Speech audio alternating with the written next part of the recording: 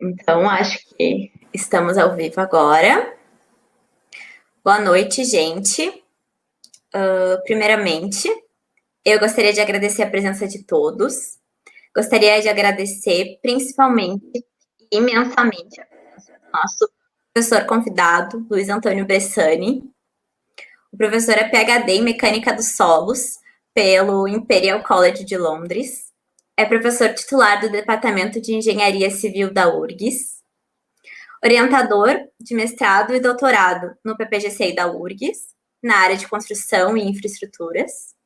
Então, muito obrigado, professor, pela sua disponibilidade. Um prazer, Daphne. Oi? Meu nome é Daphne.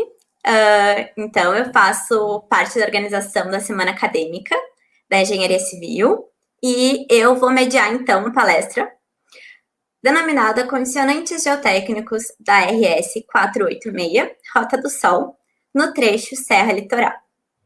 Antes da gente começar a palestra, eu gostaria de explicar um pouquinho sobre os Objetivos de Desenvolvimento Sustentável. A temática da SEMAC desse ano, então, busca mostrar o papel do engenheiro nas mudanças que a gente espera na sociedade.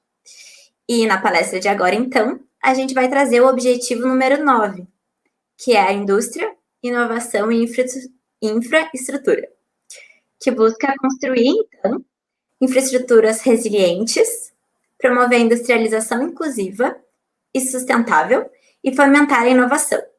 Para quem quiser saber mais sobre todos os outros objetivos e metas, pode acessar o site agenda2030.org.br e saber mais sobre todos esses objetivos.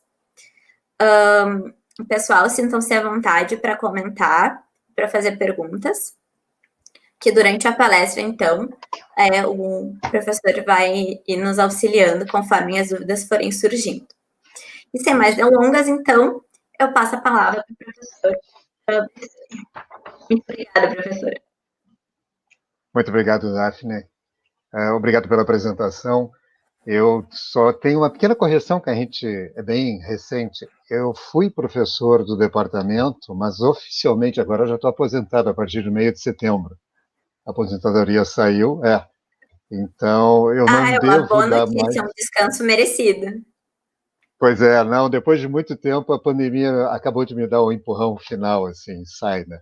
Eu já tinha 6 ou 7 anos de abono, permanência, que a gente chama, e com a pandemia, realmente, eu me decidi a criar novos desafios. Um deles está na tela aqui. Então, hoje eu sou professor do pós-graduação em construção e infraestrutura e tenho uma empresa já com o nome BSE Engenharia Geotécnica. Então, é uma nova fase, realmente. Mas espero continuar vinculado à universidade há muito tempo. A palestra de hoje, ela vai versar sobre esse título mesmo, e é uma revisão, depois de tantos anos tendo trabalhado lá. Isso aqui foi uma obra que foi, tipicamente, o projeto, o primeiro contato que eu tive com o projeto foi em 97, e fiquei envolvido com ela até 2002, 2003. Muita coisa aconteceu de lá para cá, mas eu acho que o fundamental da obra, ele está, o que foi mais importante, o conhecimento da obra, ele está refletido aqui.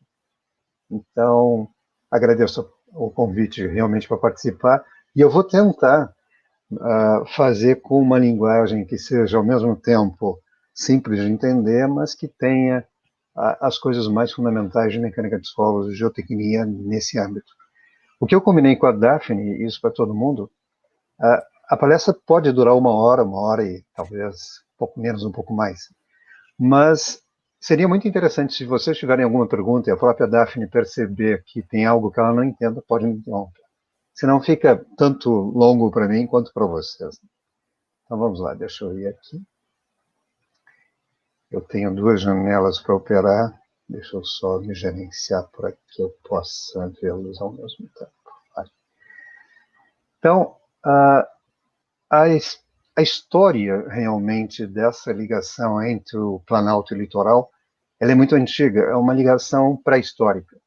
existia alguns caminhos que os índios faziam entre o Planalto e o litoral, indo verão e inverno para cima e para baixo, dependendo das safras do pinhão e da coleta de peixes. Existem alguns relatos muito antigos. Era uma trilha que pouco a pouco foi aberta e foi transformada numa pequena estrada que os madeireiros usavam, até que lá pela década de 60, o Dyer, através da sua residência de Osório, década de 40, perdão, 60 foi um período adicional, foi uma obra adicional. Eles fizeram um muro de pedra, numa região que tinha uma curva muito forte, que era a região da Cascata. E aí ela se definiu como uma estrada um pouco melhor. Eu cheguei a passar por ela quando não asfaltada ainda, e era realmente emocionante. E o primeiro estudo de descida dessa região, entre Aratinga e Itati, ele foi um anteprojeto em 72, que previa um projeto, uma obra num vale lateral ao atual. Em 1980, foi construída uma ponte na parte baixa, já na parte de várzea, que a gente chama, junto, mais próximo do mar, o Arroio Bananeiras, que já foi construída com um tamanho, um gabarito, e num alinhamento que seria para ser utilizada futuramente para a estrada definitiva. Então não era mais um pontilhão, era realmente uma ponte de largura suficiente, com acostamentos e com classe para passar veículos de porte. E ela foi mantida. Mas isso, então, em 1980, realmente a coisa já estava começando a se tornar definida. E aí, o traçado que foi estudado e implantado finalmente, ele foi estudado pelo Dyer, e aqui eu vou mencionar os dois engenheiros com quem eu trabalhei, Cláudio Almeida e Miguel Molina, já estão aposentados. Ele basicamente foi estudado com muita rapidez a partir daquela ponte em direção à serra e a partir do topo da serra em direção ao vale. Teve 2 zeros que se encontraram no meio do projeto. Isso é uma coisa muito surpreendente de fazer, mas funcionou bem. Pela urgência de fazer o projeto, já que politicamente foi definido. Isso criou alguns problemas, porque nós tínhamos 2 zeros no trecho. Um para a direção da serra e outro em direção do litoral. E durante a obra surgiu mais uma coisa. A obra foi dividida em lotes, então eles definiram o que seria o quilômetro zero numa direção e aquele mesmo local era chamado de quilômetro 100 na outra direção, para evitar confusão. Eu mantive essas nomenclaturas só porque foi como eu tenho o registro, mas espero que vocês não se percam, porque hoje não tem nada a ver com o quilometragem atual. Então, a rodovia ela acaba vencendo 800 metros de desnível, ou cerca de 800 metros, em 11 quilômetros, na parte de baixo da serra até chegar ao topo.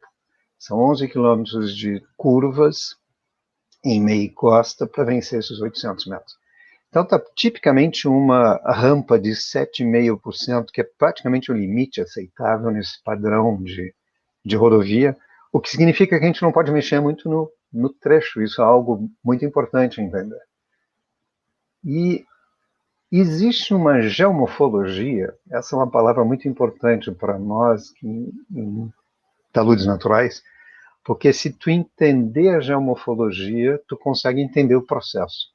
E ali tem uma geomorfologia muito peculiar, que está relacionada a várias dificuldades construtivas que a gente encontrou, que são originárias da mineralogia dos derrames e presença de argilas muito plásticas. Então, tudo isso é o pacote que eu vou querer explicar para vocês nessa apresentação e mostrar como a gente foi aprendendo isso, como foi encontrando essas dificuldades. Então, a apresentação descreve tanto a fase de planejamento quanto a construção da rodovia Rota do Sol. Então, começando bem pelo básico, que é a primeira informação que eu tive assim, de grande porte, essa é uma imagem aérea de um satélite Landsat que mostra bem a escala de toda a região. Então, só para terem uma ideia, essa mancha aqui em cima são os campos de cima da serra, é o planalto que tem gramíneas, basicamente. Isso aqui são os vales, esse é o vale que nós fizemos a estrada, E isso aqui são as fraturas, os falhamentos regionais. Só para ter uma ordem de grandeza, aqui está a Terra de Areia, é uma cidade. Isso aqui é a 101, bem um risquinho apenas ali. E daqui até esse ponto, que é a subida da serra mesmo, ele vai por dentro do vale, isso são aproximadamente 35, 38 quilômetros. Tá? Então, para terem uma escala do que nós estamos falando. Então já dá para ver, assim, só olhar essa imagem, os falhamentos que tem, os cânions que tem, é uma região extremamente bonita, sem dúvida, mas bastante complexa. Então são 35 quilômetros aqui entre a 101 e o topo da serra. Aqui vai ter um desnível, aqui que eu disse que sobe os 800 metros desse pequeno ponto até aqui em cima. E o resto ela foi sempre ao longo do rio, tentando seguir, tanto quanto possível, a rodovia original. Isso já é uma foto obtida do Google Earth. Na época não tinha tanto isso. Aqui dá para ver toda a linha de praias, as sequências, terra de areia e a subida. Quer dizer, é muito parecido com a informação anterior, mas algumas coisas são mais fáceis de ver na outra foto do que nessa. E, novamente, aqui já está para ver todo esse rabiscado que aparece aqui em cima.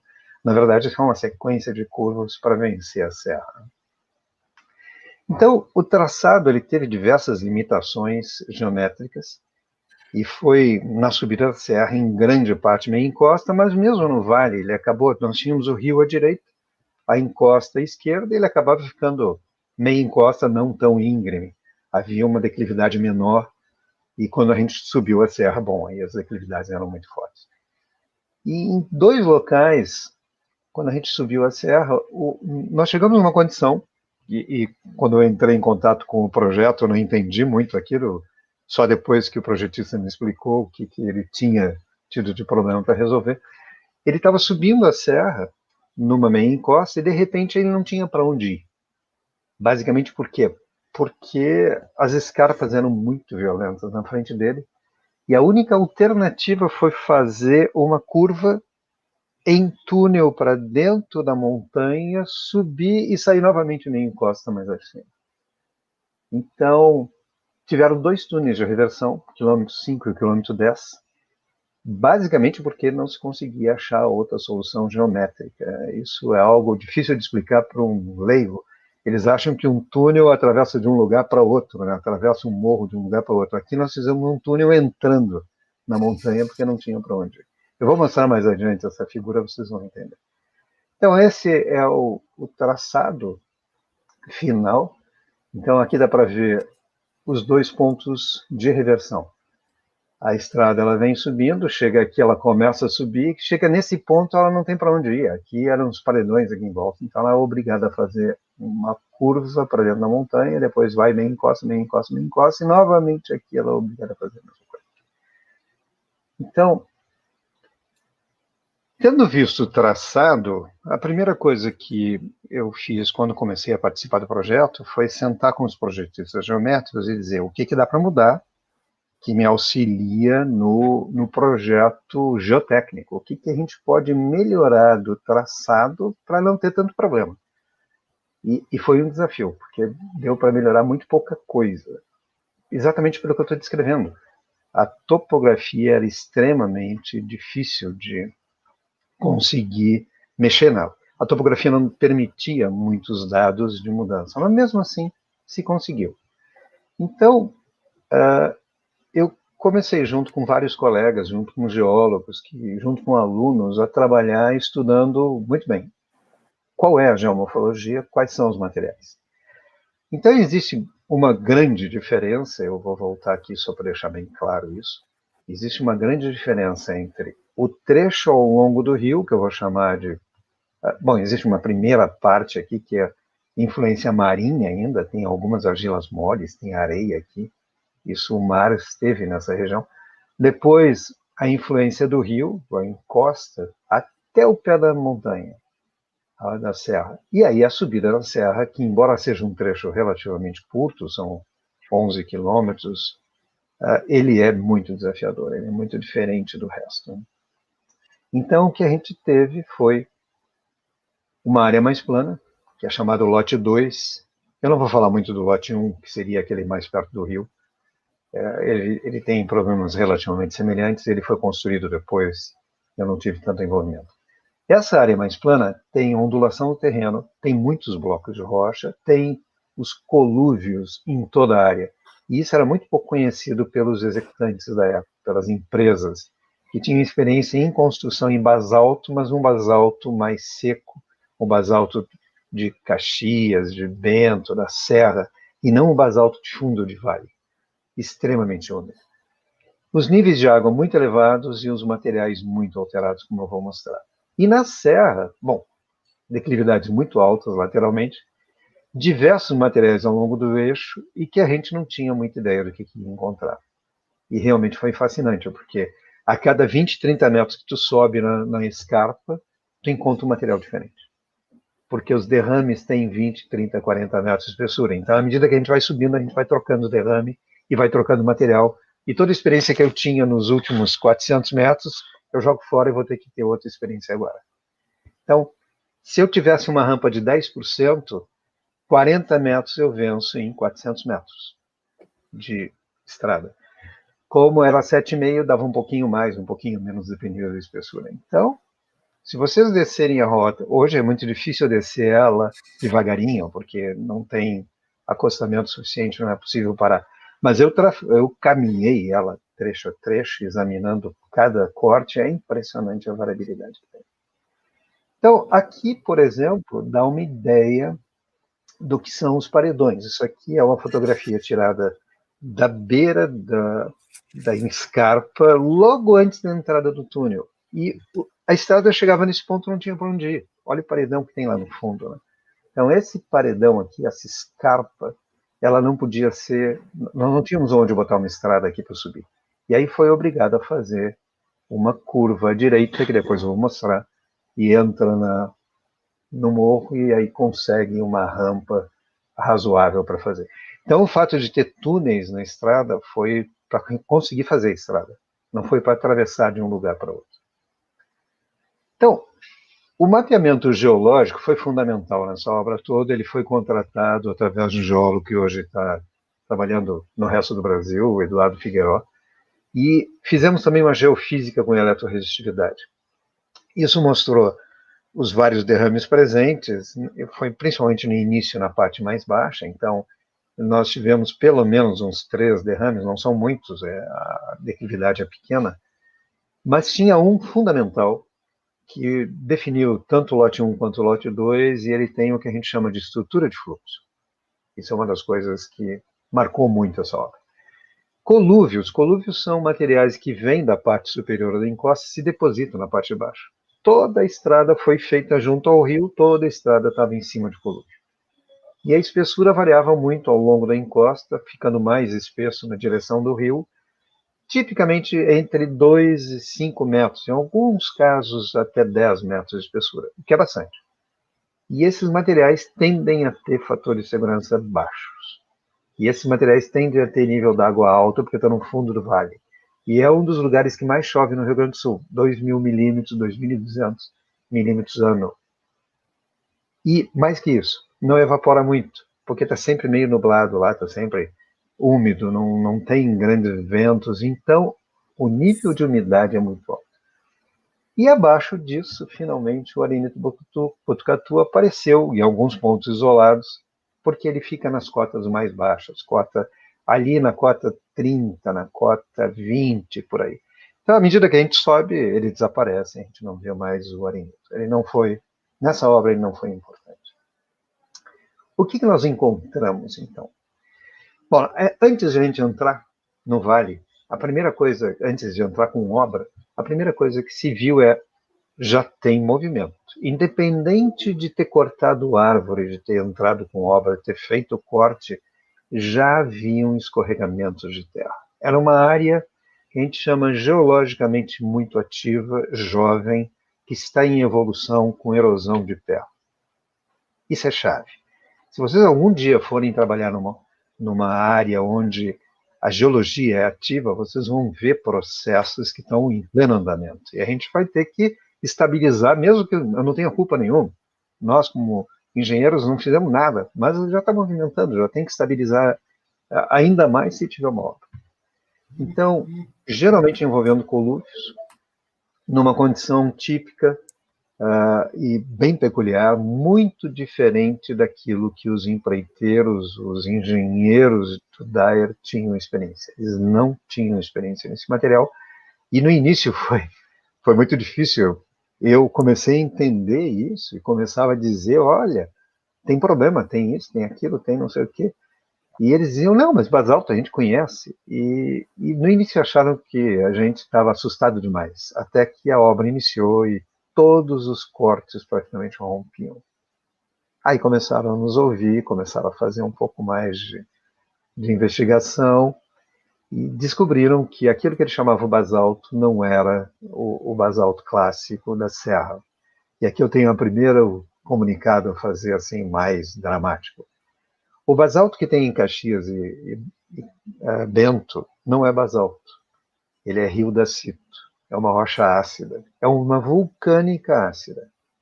O basalto que tem na Rota do Sol até a cota 450 é o basalto clássico, que dá uma argila enorme e argilização muito grande, e realmente ele é o que fez essa condição muito crítica.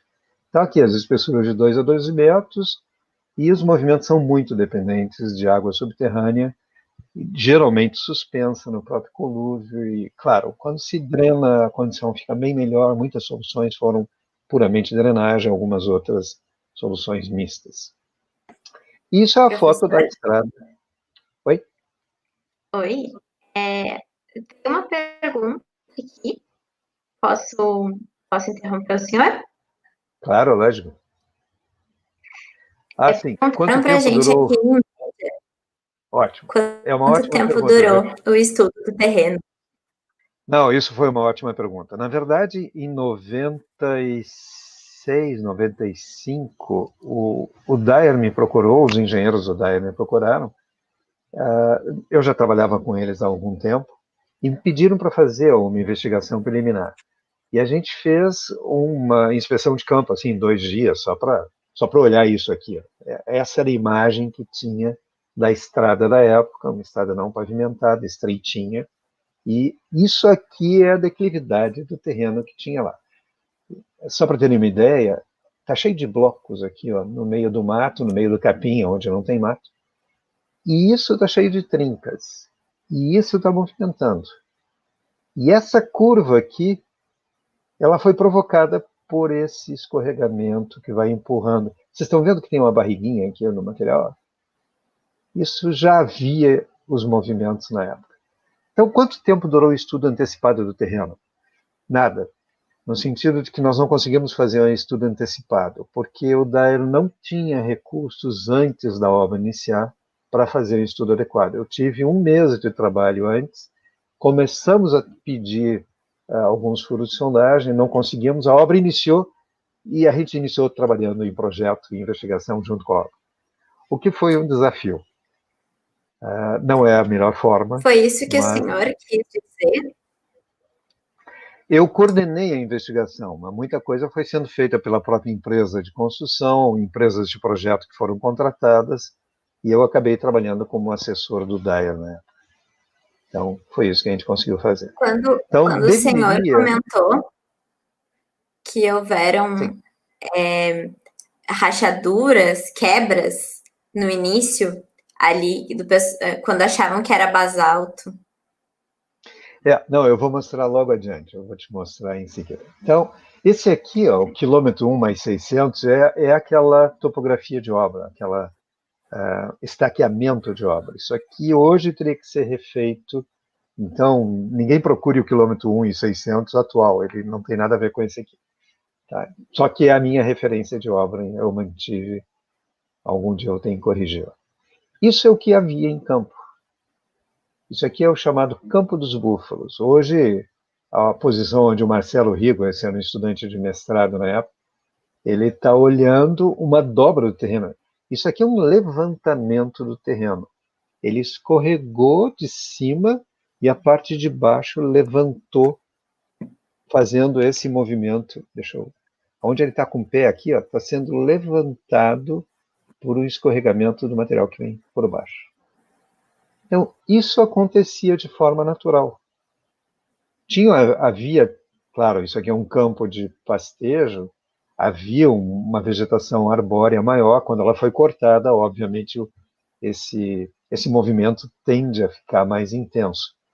Mas não é que a vegetação anterior segurava completamente, ela só reduzia a velocidade de movimento. Então, hoje a estrada passa exatamente nesse ponto, praticamente exatamente nesse ponto, na saída do que a gente chama de túnel da reversão. Então, quais foram as primeiras experiências que houveram? Bom, os corpos coluvionais, tá? Essas espessuras grandes de material depositado no pé das montanhas, e isso é uma trinca que apareceu num talude de corte. O Luiz Otávio está aí, ele também era um estudante na época, geólogo, fez mestrado também conosco e nos ajudou bastante no mapeamento.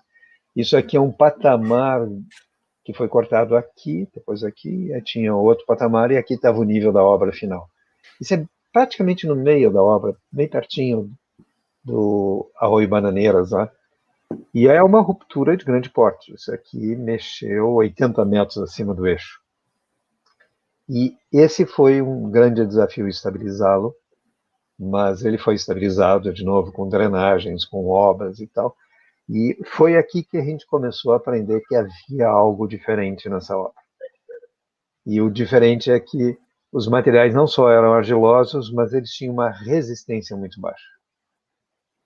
E essa é a situação de uma das trincas. Eu não sei se vocês conseguem perceber, essa aqui é uma trinca onde o material deslizou sobre ele mesmo e deixou o material liso. A parte de baixo que está ali, ela está estriada, lisa. Isso a gente chama um material orientado, uma argila orientada pelo movimento, e a resistência dela, o ângulo de atrito que a gente costuma falar, cai no que a gente chama de residual. É um ângulo de atrito interno último, residual, que nesse caso era de 12 graus pelos ensaios que a gente fez em laboratório, e a Geoprojetos, que era a empresa que trabalhava nos projetos, uma empresa do Rio, muito conhecida, fez uma retroanálise com dados de geometria, de espessura de solo, de análise de estabilidade e equilíbrio limite, que a gente chama, e obteve 11 graus. Isso é uma proximidade muito boa, muito grande. 11 graus é simplesmente um terço do que uma areia dá. Uma areia fofa dá 30 graus. Quando a gente deposita uma areia, ela fica depositada num cone de 30 graus. A gente costuma chamar isso de ângulo de repouso, que é muito parecido com o ângulo de atrito interno. Não é exatamente a mesma coisa, mas dá para correlacionar. Ela fica em 30 graus. Essa argila, se eu conseguisse fazer a mesma coisa, aí depende de... Quando ela está úmida, não é a mesma coisa, mas quando ela está submetida a corte, ela ficaria em 12 graus, 11 graus. Significa que os taludes de lá não podiam ficar mais em pé do que alguma coisa como 11, 12 graus com água. A não ser que eu remova o material, que eu ponha muros, que eu faça drenagens, que eu tenha uma série de coisas a fazer. Então, isso aqui foi uma das primeiras rupturas que teve na obra, logo no início. E o surpreendente foi que eu tinha pedido sondagens, e o pessoal não tinha condição de fazer sondagem, estava querendo abrir logo a frente de obra, e aí eu fiz uma série de indicações restritivas, eles acharam que era excessivo, e resultado, fizeram o corte. E quando eu cheguei no sábado, que eu consegui o final de semana, dava aulas, eu fui no sábado, já de longe um topógrafo me viu passando, estacionou o carro e disse: "Só vai se surpreender o que vai acontecer lá." Eu pensei: o que aconteceu? "Ah, vai te surpreender." Ele não quis me dizer o que era. E aí quando eu cheguei, pensei: meu Deus, né, que coisa horrorosa. Por que aconteceu isso? Eu ainda não tinha entendido. Pensei: bom, começamos mal na obra. Não, começamos bem. A partir daquele ponto, quem estava na obra compreendeu a dificuldade que ela era. E aí passamos a investigar mais, a fazer mais sondagens, a tomar mais cuidado. e eu consegui fazer, tirei amostras, trouxe para o laboratório. Essa interação obra e projeto e laboratório é muito importante. E aqui eu tive a oportunidade de fazer isso junto com vários alunos que participaram também. E, claro, as equipes do DAIA que me deram um apoio gigantesco. Essa era a vantagem, eu tinha equipamento à disposição. Sempre que surgia um problema, a gente investigava diretamente, coletava amostras em campo, trazia para o laboratório, e isso é algo muito fundamental. A realidade, ela é o mais importante. E, claro, a teoria tenta dar suporte para o entendimento dessa realidade. O que foi E como feito? foi Já que vou vocês tentar. fizeram? Não é fácil achar soluções simples e baratas para tudo isso aí, né? Nós achamos algumas, eu não vou detalhar todas, Certamente. aliás, tem pouco detalhamento aqui, mas geralmente a gente teve que fazer muita drenagem e construção do que a gente chama de muros de pedra. São estruturas que têm que ser muito bem avaliadas, tem uma substituição de material. Em obra, durante a obra, elas são muito econômicas de executar, porque tu tem disponibilidade de material em campo e funcionaram muito bem. Quando hoje, se me pedirem para fazer um muro de pedra, por exemplo, na Rota do Sol, se tiver algum outro movimento desse tipo, não sei se é a melhor solução, porque hoje ele vai sair muito caro. Hoje eu tenho que importar esse material de longe, tenho que fazer uma escavação grande e a obra tem que ser mantida aberta, coisa que durante a construção não tinha problema. Durante a construção a gente impedia o movimento, desviava o movimento e não tinha problema nenhum. Então tem soluções econômicas na fase de obra que foram muito boas, que não poderiam ser reproduzidas hoje. Então, em resumo, E como muros de pedra e drenagem foram duas das grandes e essa condições. Mas drenagem, ela, sim, essa drenagem aconteceu de forma única? Digo, não é uma drenagem contínua, né? não, normalmente existe uma drenagem do pavimento. Isso ela é praticamente contínua ao longo de todo o pavimento, tu tem que fazer isso. Mas essa aqui era uma drenagem feita acima do eixo. Então tu tem a rodovia, deixa eu mostrar aqui. Tu tem uma rodovia como essa. Quando a gente fizer a execução do pavimento aqui, do lado aqui vai ter uma valeta superficial e embaixo vai ter um dreno profundo pro asfalto. Agora, essa encosta toda, ela vai ter que ser estabilizada com drenos que vão aqui para cima. Às vezes, com 40, 50 metros de extensão acima, longe do eixo. Não de profundidade. Profundidades são bem mais curtas. Né? Aí tem que entender de onde a água vem. Isso é o grande desafio. A gente tem que saber o que drenar. Não adianta simplesmente botar uma drenagem se a gente bota no lugar errado. Então, olha a condição de obra, e chovia muito na época. 97, 98 foram períodos que choveram muito. Tinha um El Ninho funcionando, Laninha funcionando. Não, El Ninho. E isso aqui ó, é uma cicatriz de escorregamento. Então, aqui tem uma rocha alterada, uma capa de solo de 20, 30 centímetros só, aqui é bem pequenininho. Olha os blocos que estão isolados. Isso aqui é um indicador de colúvio. Esse monte de blocos espalhadinho. E aí essa capa de aqui mais próximo da estrada com 3 metros de profundidade, quando se fez o corte para instalar o gabarito da estrada, né, o corpo estradal mesmo, isso tudo veio abaixo. Quando era pequeno assim, a gente remove e leva embora e não se incomoda. Mas quando ele é grande, isso não pode ser feito.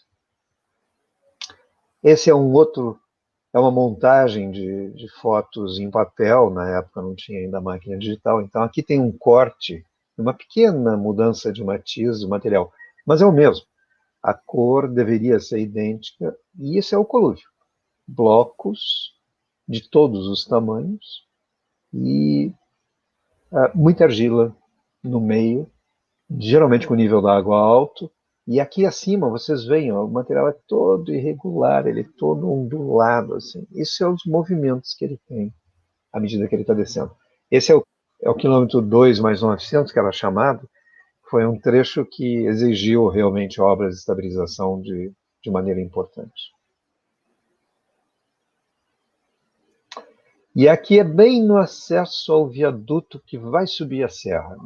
O rio, tem o rio aqui à direita, e logo adiante tem uma bifurcação, que na verdade é da onde vêm os dois rios. O arroio Carvalho e o Arroio do Pinto à direita.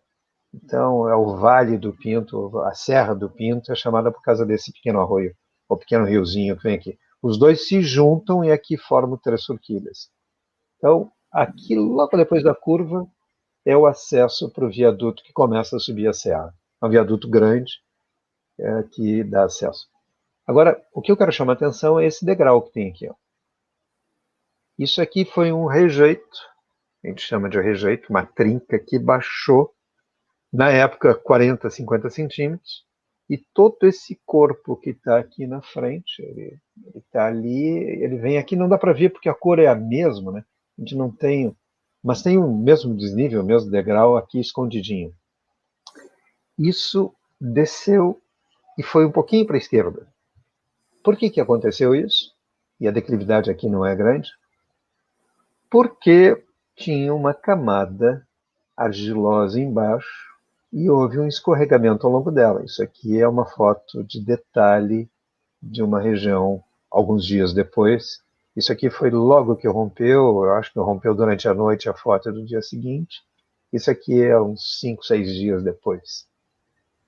Então, eu só quero enfatizar assim, ó, toda a parte mais plana junto ao rio foi dominado pelos colúvios e dominado por essas argilas. Nós tínhamos que entender isso, nós tínhamos que, antes de atacar uma obra, um corte, já prever o que fazer, verificar onde estava o contato mais crítico, fazer substituições de material, colocar drenagem, colocar os muros. E, uma vez feito isso, a obra está lá em pé até hoje.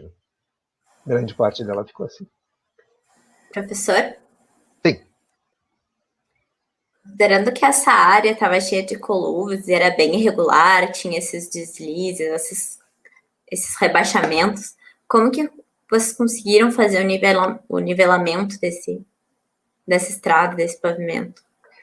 Na verdade, a gente não usou a estrada antiga, porque a estrada antiga, ela passava, por exemplo, aqui é muito parecido com o traçado do eixo antigo, só que ela passava 3 metros para baixo.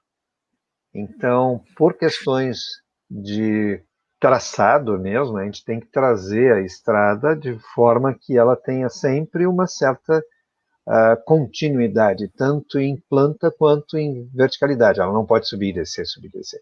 Então, aqui ela estava com 3 metros acima, tinha um aterro de 3 metros, e esse aterro, em princípio, deveria ser estável. O que ocorreu ali nessa sessão é que ele não estava instável, nós tivemos que estabilizá-lo.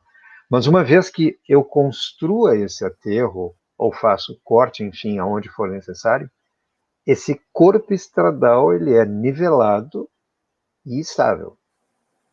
E eu tenho que garantir isso. Depois vem a capa de base e vem a capa final de asfalto para um rolamento com velocidades diretrizes e com capacidade de suporte. Porque imagina, se eu deixasse com esse material aqui, em dias de chuva, um caminhão começa a atolar e aí ninguém mais passa. Com asfalto eu garanto condições de rolagem em qualquer período de tempo. Então, o que a gente faz é criar um corpo estradal estável para colocar o asfalto. Bom, depois que a gente venceu a parte de baixo, nós começamos a enfrentar a subida da serra.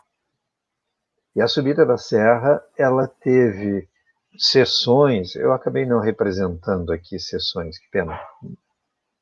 Essa apresentação é mais sobre a parte geológica, não a parte de topografia, mas enfim, as duas coisas andam juntas. Deixa eu só fazer um pequeno esboço aqui. Deixa aqui. Isso aqui nós ainda não estamos subindo a serra, não estamos chegando perto dela. Os morros, à medida que eu chego próximo da serra, o vale vai ficando mais apertadinho. E quanto mais eu chego perto da serra, mais apertado ele fica.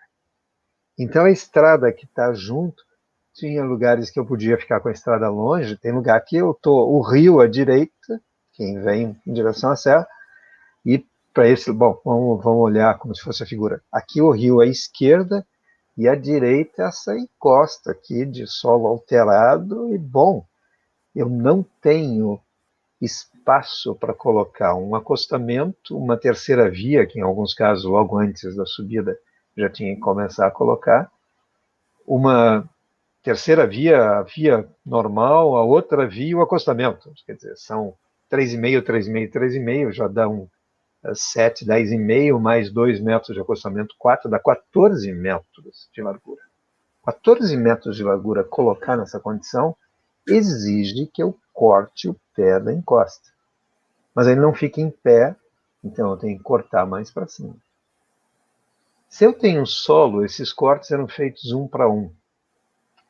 Se a gente considerava que ele era resistente, maravilha, ficava assim. Se ele não era resistente, eu tinha que abatê-lo ou reforçá-lo. Se ele em rocha, muitas vezes a gente tenta colocar ele com declividades bem fortes, 1 para 4, até 1 para 6, 1 para 7, dependia. Agora, se ele era ruim, bom, o que eu ia fazer? E aí acontecia isso aqui. A gente entrava com máquinas, tirava a parte de solo de cima e olhava o que estava acontecendo. E aí tu descobre de tudo. Tem blocos, tem rocha sã, tem alteração no meio e uma variação no grau de alteração e no fraturamento com preenchimento argiloso, que em alguns casos não era mais uma rocha. Era uma rocha, era um solo com um pedaço de rocha dentro. E isso foi mais um desafio. Essa obra teve vários desafios.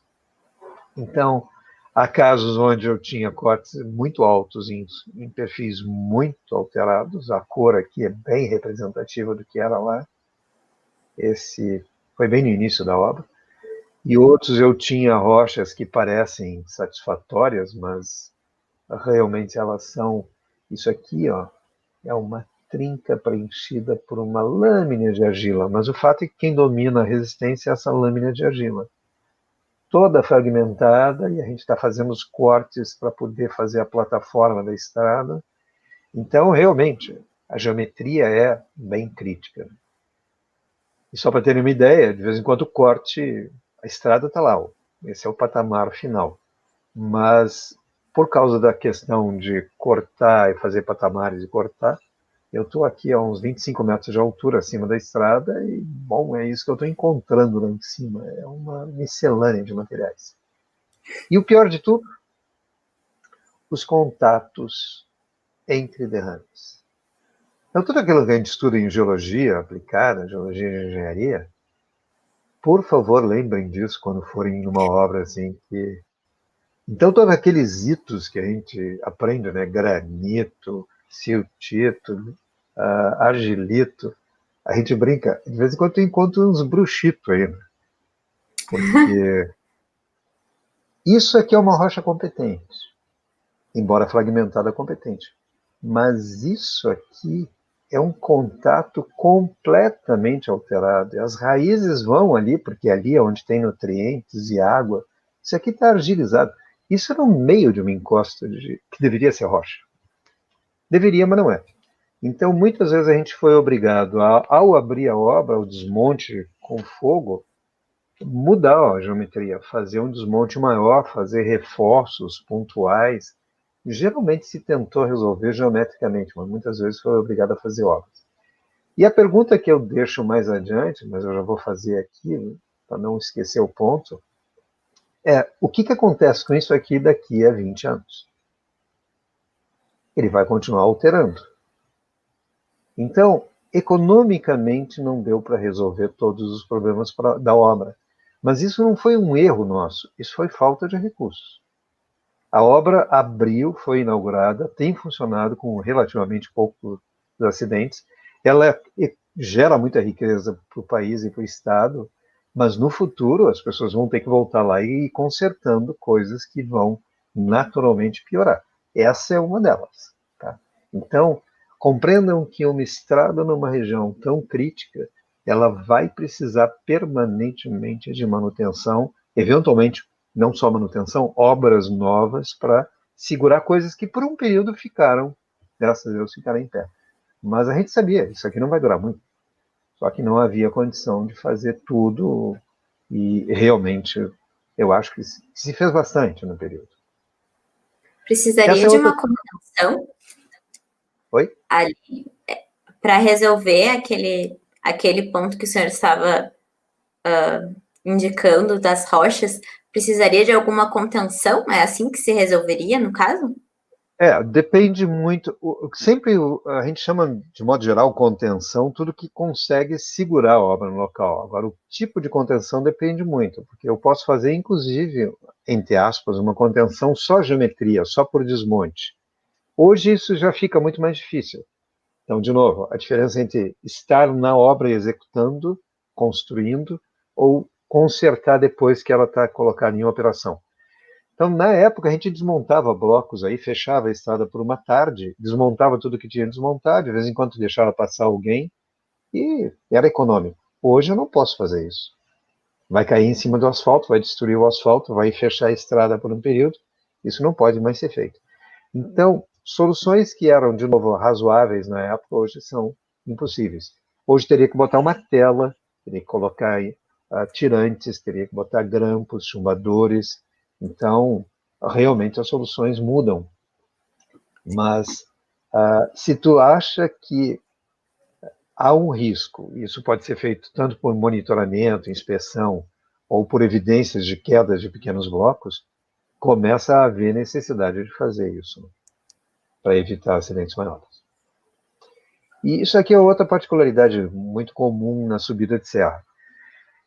O vale, a gente tem que entender um pouquinho de geologia, e depois que tu entende, fica tão simples de entender algumas coisas, mas no início a gente custa a perceber. Isso aqui é o seguinte, é uma rocha relativamente dura, que foi escavada, e em cima dela, a mesma rocha está com um plano de fraturamento que é mais ou menos paralelo à própria encosta. Por que isso acontece e era bem comum, acontece em muitos vales? Basicamente porque tu tinha a rocha original em nível, os derrames estavam em nível. E aí tu tem um falhamento e tu tem uma drenagem e começa a erodir. E ela vai fazendo isso, ela vai aprofundando. À medida que ela vai aprofundando, o que ocorre é que vai havendo um desplacamento por alívio de tensão. Então, isso aqui é um fraturamento por alívio de tensão, que é perfeitamente lógico. Mas é o pior lugar possível, porque ele fica paralelo à encosta. Quando a gente corta, fica aquela coisa, aquela casca aqui em cima, pendurada, pronta para cair. Mas, bem, é da origem. O fato de haver um vale significa que há um descarregamento e há esse tipo de fraturamento. Portanto, toda vez que a gente fizer uma escavação em vale, em meia encosta, preparem-se, isso vai acontecer. Em maior ou menor grau, dependendo da rocha, dependendo de qual nível de tensão que ela estava. Mas era bem comum. Isso são, novamente, contatos de derrame, só para verem o colorido que tem. Aqui tem dois estudantes, o Marcelo, novamente. Hoje ele é engenheiro da Transpetro, já há muitos anos. E a Andrea Número, que fez o doutorado dela nessa área, mapeou 18 derrames mais básicos e os ácidos ela não trabalhou tanto. Tem um trabalho muito bom, algumas coisas estão aqui no trabalho dela. Hoje é professora em Santa Maria. Então, aqui eles estavam descrevendo esses materiais todos e a gente tomando decisões, o que dá para ser feito, qual é a resistência que tem, qual vai ser a possibilidade de apresentar soluções razoáveis de engenharia. O trabalho é basicamente a descrição geotécnica, geológica desse material. Então, principais soluções. Eu não tenho os desenhos delas, porque elas são muito específicas. Bom, não quero entrar em todo esse detalhe. Então. Mas nos colúvios, uma coisa que sempre que é possível, é uma das soluções mais baratas que tem na obra, de novo, durante a construção, é procurar uma variante local. De forma que eu consiga equilibrar o esforço ou com retaludamento, ou com um aumento do nível do aterro. Então, muitas vezes, eu vou voltar um pouquinho aqui para trás, só para vocês, para poder usar o exemplo. Esse. Aqui, eu não lembro mais exatamente a posição do eixo, mas digamos que ele passasse por aqui. Num trecho relativamente horizontal como esse, eu tenho a possibilidade de fazer duas pequenas variantes. Eu posso escavar aqui o material, substituir por um material melhor de drenar e levantar o grade da estrada. Então, a própria estrada funciona como muro, como contrapeso para segurar a encosta. Isso é uma solução extremamente fácil, extremamente eficaz. Só tem um problema. Eu tenho que poder subir o grade onde eu quiser.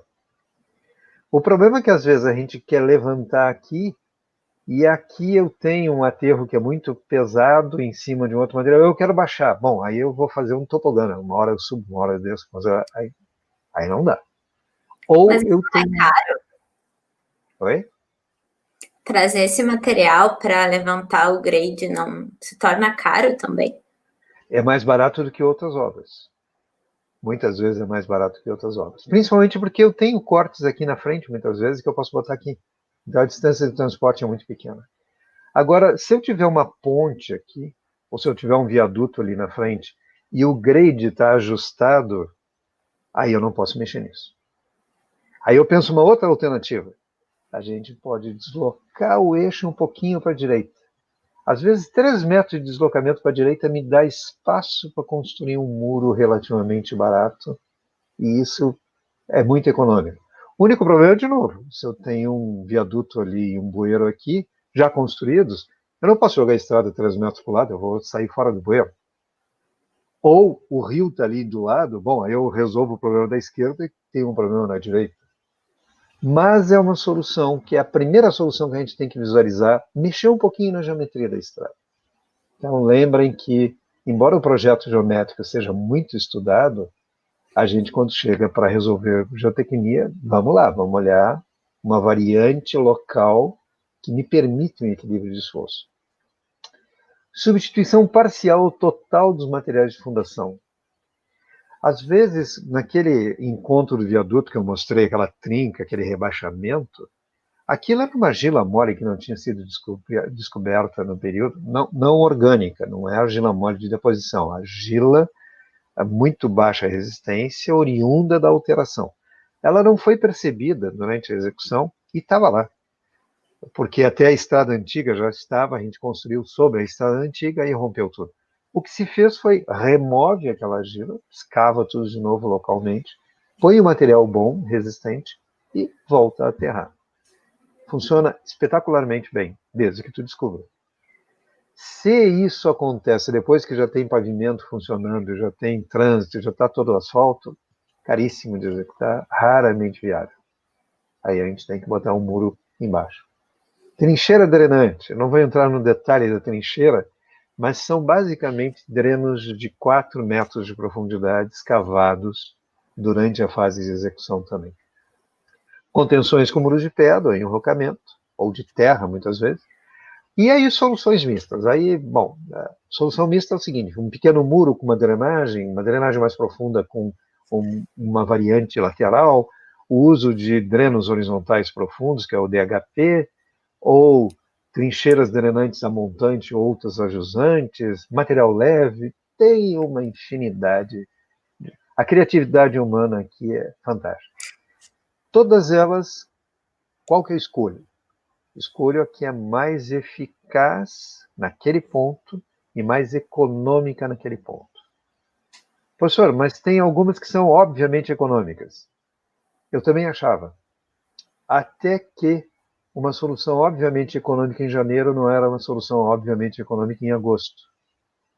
Por quê? Mudou o preço do dólar? Não. Em janeiro estava seco e em agosto chove pra caramba. Em alguns períodos de clima, tu consegue executar soluções extremamente facilmente. Se chover muito, tu não consegue fazer obra. E se a obra tem prazo, tu tem que jogar fora a solução e fazer outra solução. Mesmo que aparentemente ela seja mais cara, ela se torna inviável. Isso é muito de geotecnia, muito de obra. Então, algumas vezes uma solução que atrasou por algum motivo, por liberação de recursos, porque a empreiteira estava fazendo em outro trecho, o projeto, que era relativamente bem feito, mudou de fase, pegou períodos críticos de chuva, ele teve que ser modificado. Ou o contrário, alguns projetos que foram feitos por um período crítico, que a obra estava, enfim, tendo que liberar, atrasou tudo, secou, joga fora esse projeto que ele é muito caro, vamos fazer um mais barato agora. Essas coisas são meio difíceis de explicar para um tribunal de contas, mas elas são realistas. Elas são engenharia. Engenharia embaixo do clima que a gente tem. Nós não temos telhado nas nossas obras, nós trabalhamos do jeito que é possível e com as condições que estão lá. Bom, em rochas, tipicamente o retaludamento foi a grande solução, a mais utilizada, até porque não tinha quantitativos para as outras coisas, e grande parte pôde ser resolvida assim. Drenagem, obviamente, é um grande papel em rocha também. Tu drena as descontinuidades. E aí, tirantes isolados, tela, concreto projetado, isso é bem clássico naqueles problemas na saída do túnel, nas embocas do túnel, nos emboques. Isso foi muito utilizado. O que eu gostaria de chamar a atenção é que existem muitos materiais que tendem a alterar rapidamente, e isso pode ter problemas no futuro. Poxa, já são 9 horas, eu vou ter que acelerar rapidamente. E professor, Sim. Comentando sobre essas alterações, veio uma pergunta aqui sobre essas alterações. Se essa estrada tiver uma manutenção contínua, qual que seria o período de vida útil do dele? projeto? É que não existe uma vida útil de projeto de uma estrada propriamente dita. Existe vida útil de projeto de estruturas, de contenções. Uma contenção individual que tenha, digamos, um muro de 80 metros de extensão, 40 metros de extensão, ele geralmente é projetado para durar pelo menos 100 anos.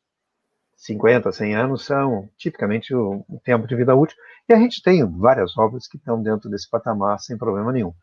Mas a estrada como um todo, ela não consegue ficar nem um ano sem manutenção. Então nós temos que criar, isso é no mundo inteiro, nós criamos gerenciamento de manutenção de trecho de estrada. A gente vai monitorando, vai intervindo e vai fazendo manutenções para alongar tanto quanto possível a estrutura atual sem um investimento muito alto. Mas tem horas que, bom, esse trecho aqui vai ter que fazer uma obra importante.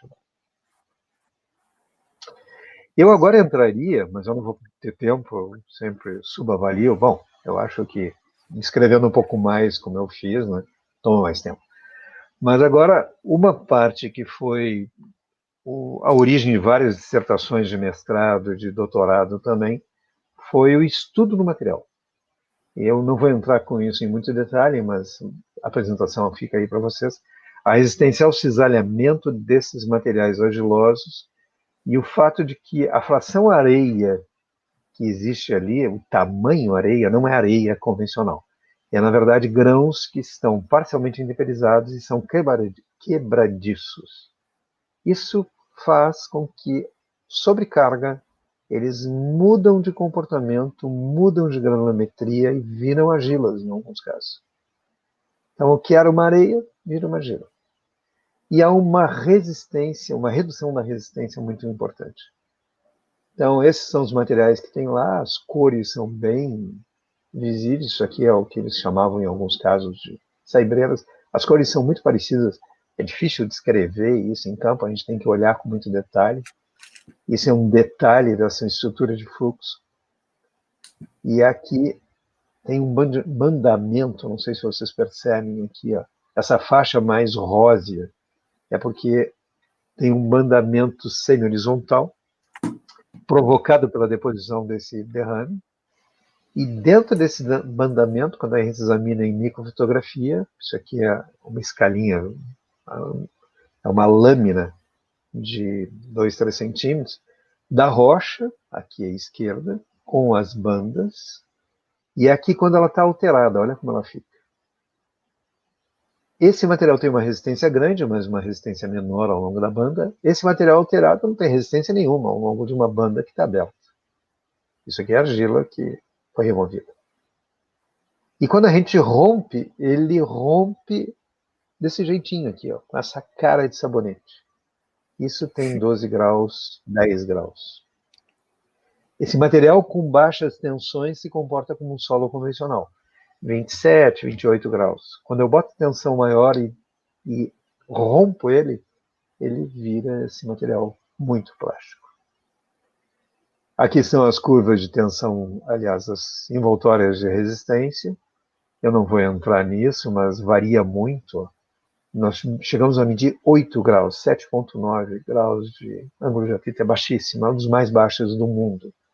A 18, para essas condições finais, não vou discutir tudo isso, é muito tempo, mas essa é a cara dele em campo. Casualmente aqui é aquele campo dos búfalos, ou dos bugres, eles chamavam dos dois nomes.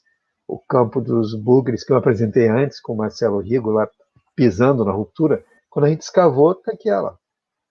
Está aqui esse material exatamente cara de sabonete, com ângulo de atrito baixíssimo, e tu não consegue construir nada em cima. Nós tivemos que remover essa camada e recompactar um material novo em cima. E isso não estava previsto. Teve que ser feito. Então, resumo. Estou tentando chegar no final rapidamente. A alteração dos basaltos por hidrotermalismo e intemperismo, isso aqui é... Enfim, para nós só interessa que eles tenham alteração muito grande. Forma essa argila chamada esmectita, que é muito plástica, e cria estruturas de fluxo. Essas duas coisas fazem a resistência cair muito. Essa resistência varia muito com o intemperismo, então na parte baixa do vale isso foi muito evidente, e dá uma geomorfologia, um formato do terreno que indica o que tem de problema. Hoje, se eu entrar no outro vale parecido com aquele, eu vou olhar e já sei tudo o que vai acontecer, óbvio. E se vocês também forem no vale, lá na Rota do Sol, e forem no outro, podem saber que é a mesma coisa, se o outro for parecido. Se a cara do vale não é tão ondulada, bom, a resistência não é tão baixa.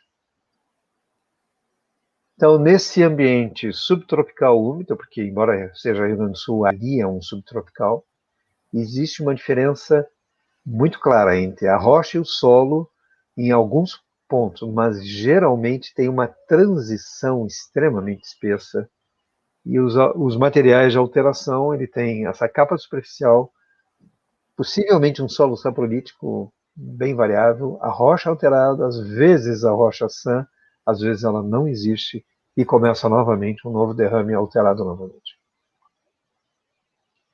Isso aqui não é o caso. Então, depois de aprender bastante, Professor, vários anos... Oi. você falou das rochas. Daí vem uma pergunta se existiam algum... Se teria como quantificar essas diferentes rochas na rota, existentes nessa rota? Foram 18 derrames básicos e mais cerca de 12 ácidos. Quer dizer, chega perto de 30 diferentes derrames. Só que cada derrame é subdividido em pelo menos 3 materiais. Então, tu pode multiplicar por 90. É bem complexo. Claro que alguns deles eram semelhantes entre si. O problema é que o derrame 12 era semelhante ao 14. Então tinha o 13 no meio que era diferente. Então não adiantava muito o 12 e o 14 serem iguais se eu tinha um outro diferente no meio. Mas sim, a gente chegou a investigar isso. E o que se fez, na verdade, não foi procurar saber que derrame eu estava. O que interessava era ao longo do eixo que problemas eu tinha. Isso foi o mais importante. Então, sob o ponto de vista de topografia, material e problema, enfim, dá para separar em duas grandes divisões. O Vale do Três Forquilhas, até o início ali do Arroio Carvalho, o viaduto do Carvalho, que é a subida da serra. E tem aí o Baixo Vale, que é um vale mais antigo, mais alterado, argilas muito bem alteradas, espessas. O Vale Alto, um vale jovem, e a parte litorânea que tem influência marinha. Então, lá em Terra de Areia eu tenho areias, argilas moles. Depois eu tenho o Vale Antigo e depois o Vale Jovem, perto da serra. E a escarpa da serra. Então tem o vale e a escarpa. E aí, se tu quiser, na escarpa, bom, a cada 400 metros, um novo derrame. O trecho, ele Ele acabou sendo dividido em 3 divisões, mas eu não vou entrar nisso. Então, não com muito detalhe. Então, só resgatando aquela imagem aérea. Essa parte de baixo aqui, isso tudo é um vale bem trabalhado, um vale mais antigo, que é essa cara. Isso é uma foto aérea tirada pelo pessoal da obra, acho que foi a Camargo Correia quem cedeu essas fotos. Então, olha, é bem amplo o vale, com espessuras bem grandes, essa obra já acabada, estável nesse momento. Aqui está o rio Três Cachoeiras. Ele tem perfis muito espessos e argilas bem baixa resistência e rupturas mesmo com declividades baixas. Tem o vale mais jovem, e aí nós estamos na parte mais para cima do vale, mais apertadinho. Lembra que eu falei sobre a largura do vale? Falei aqui ele é bem largo, aqui ele está bem estreito. Porque, claro, o vale vai ficando jovem para cima. É aquele conceito jovem geológico, né? Olha só o que acontece. Está aqui a escarpa e está aqui a rampa de colúvio e está ali o rio. Então, aqui foi difícil botar a estrada. Aqui tem obras de estabilização. Dá para ver, né? Nós estamos espremidos aqui contra a montanha. E esse é o perfil que a gente via. Tinha o colúvio, tinha o rio, tinha esse depósito. Só que aí apareceu uma coisa que também é bem bonita de ver. O rio já esteve aqui. Ele andava para um lado e para o outro, ele ia escavando, só que ele decidiu vir para cá, escavou, hoje ele está aqui e deixou um depósito de seixos pendurado. Isso está lá até hoje, dá para ver. Ó, em detalhe, está ali o seixos, penduradinho lá em cima. Então tem solo, coluvionar, seixo e depois rocha alterada e, sei lá, rocha para baixo. Isso aqui tem, em alguns casos, um efeito muito bom de drenagem. Nem sempre é tão bom assim, mas geralmente é. Está ali, ó. Olha o seixo lá em cima. Aqui rocha e um depósito de seixo. Isso foi depositado pelo rio no passado. Sei lá, 3.000 anos, 4.000 anos atrás.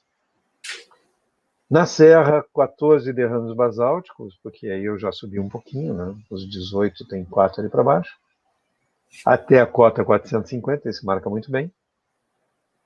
E a Serra do Pinto é isso aqui. Ela tem uma subida aqui nessa encosta. Opa, nessa, perdão. E esse é o campo dos bugres, aquele que eu mostrei. Ali é a cota 450, onde muda o material. E nós temos uma sequência de materiais extremamente complexos. Então, se vocês forem lá, o colorido é fantástico. Essa foto tem a cor muito fidedigna. É assim mesmo. Aqui tem uns materiais inclusos numa matriz, isso é chamado brecha. Isso é um amigdaloide começando a alterar, com cor avermelhada mesmo. E aqui está o vermelho embaixo, é um derrame. Aqui tem um outro derrame em cima, tem uma ondulação de deposição. E aqui tem outro material e, finalmente, tem o solo residual em cima. E esse é o viaduto da reversão. Quer dizer, nós chegamos aqui, a estrada não tinha para onde ir. O que ela fez? Fez uma curva para dentro da encosta. Aqui é a estrada antiga, mas essa curva aqui é impossível um caminhão fazer. Então ela entra num túnel, túneis duplos por questão de segurança. E aqui dá para ver bem o traçado. Ó. Essa é a estrada antiga, e a estrada nova ela entra no túnel aqui, faz a volta, sai numa cota superior e vem por aqui. Aqui era durante a execução da obra. E a estrada antiga fazia todo esse monte de curvinha. Então hoje essa é a entrada do túnel duplo. E na parte superior eu não vou falar muito, tem rocha basicamente. E aí as principais lições vão estar aqui, eu vou passar rapidamente, porque isso é tudo texto escrito, eu acho que eu falei a maior parte das coisas. Então, comentários finais. A obra foi feita numa região muito sensível geologicamente, uma topografia muito acidentada e extremamente agilizada. É esperado futuros escorregamentos, porque não havia condições de estabilizar todas as encostas com risco. Muitas vezes o risco não era tão visível assim. Eles apresentam uma degradação físico-química que vai gerar resistências mais baixas, isso vai alterando ao longo do tempo. E houve um estudo de geotecnia integrado ao projeto geométrico desde as primeiras fases. Se obteve um projeto que eu acho que foi muito econômico em relação ao projeto ou à obra, se não houvesse essa integração. Deveria só ter mais interação com a parte construtiva, e no início isso não foi tão bom, mas enfim, nós estávamos aprendendo todos. Esse era o projeto, a estrada era essa aqui, a estrada executada, ela mudou completamente, ela foi para aquele eixo lá, por questões de traçado mesmo. E aqui está a execução final. Então, a questão de desempenho que alguém me perguntou, realmente nós vamos ter que continuar controlando, e eu agradeço a todo esse pessoal que tem envolvido, alunos da URGS de graduação, mestrado e doutorado, as empresas de projeto e construtoras, Tony Urubus Melo, Sultepa e Geoprojetos, a Udaya que me ajudou muito, sem dúvida. E obrigado pelo convite. E fecho com essa foto que para mim foi marcante. Isso aqui é antes de iniciar a obra, e vocês veem que a luz do sol bate bem para salientar todos esses contatos de derrame que eu mostrei. Muito obrigado, era isso que eu tinha para falar. Fico à disposição se tiver mais perguntas. Nossa, realmente é uma obra de arte, é uma verdadeira, né, obra de engenharia resolver todos esses problemas e lidar com todas as variáveis, realmente. Foi bem desafiador. Eu gostaria de agradecer muito a presença do senhor. E antes de finalizar, eu teria mais uma pergunta enviada, na qual se o senhor, por acaso, já trabalhou com agregados reciclados na construção de estrada. Pessoalmente eu não, mas vários colegas meus que trabalham na área de pavimentação, porque eu não trabalho com pavimentação. Pavimentação é toda uma área especializada ali e não é a minha especialidade. Mas colegas que são os professores Lélio, professor Washington e o professor Cerati, são três bons professores, bons pesquisadores, super conhecidos na área. Eles têm trabalhado com resíduos de agregados da construção civil. E tem, inclusive, algumas pesquisas feitas no nosso laboratório. A gente divide os equipamentos, mas eu não tenho vinculação com eles. Se puder, podem procurar, inclusive, o Matheus Matuella, que acabou de defender, aliás, está trabalhando, e o William, que é professor substituto contratado dos departamentos, também trabalhou com isso. Então, tem muita experiência sobre esse tipo de coisa. Certo. Muito obrigada, professor, por ceder o seu tempo, todo esse seu conhecimento. Nós, da SEMAC como um todo, todos os graduandos, na verdade, falo por todos os graduandos, ficamos muito agradecidos pelo tempo do senhor. Foi um prazer, espero que vocês tenham aprendido. Eu comecei, afinal de contas, também assim, ouvindo palestras, vendo coisas, achando fascinante o trabalho e gostando muito de geologia. A geologia aplicada foi fundamental na solução dessa obra, entendimento da geologia. E depois, claro, a gente tem que fazer engenharia em cima disso, né? E a engenharia, ela é um desafio, a geotecnia é certamente um desafio. E passa pelas ferramentas teóricas, então dominem as ferramentas teóricas e vão a campo usá-las. Porque o pessoal costuma dizer, não, na prática a teoria é outra. A teoria, na prática, ela é extremamente válida. Nós não podemos ficar só na teoria. Mas a prática, só com prática, ela comete erros muito grandes. Então, quando a gente vem com um bom arsenal teórico, espera um pouquinho, aprende um pouquinho com a prática, daqui a pouco tu vai usar com todo o conhecimento a teoria que foi ensinada pela escola. E nós temos um padrão de ensino muito bom.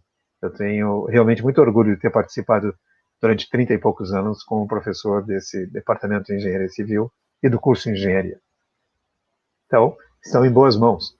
Não sei como é que vai ficar agora, né? Com essa questão de sair desse ensino remoto, emergencial remoto, enfim. Mas vocês estão muito bem formados, em muito boas mãos. Certamente tudo está sendo encaminhado para que a gente não seja prejudicado, tenho certeza. Eu imagino que sim. Muito obrigada, professor. Nada, Uma boa um abraço noite. a todos. Gostaria de agradecer todo mundo que assistiu aqui a nossa palestra. O pessoal comentou bastante. Tá agradecendo o senhor nos comentários. Eu não consigo ver. E gostaria de lembrar o pessoal.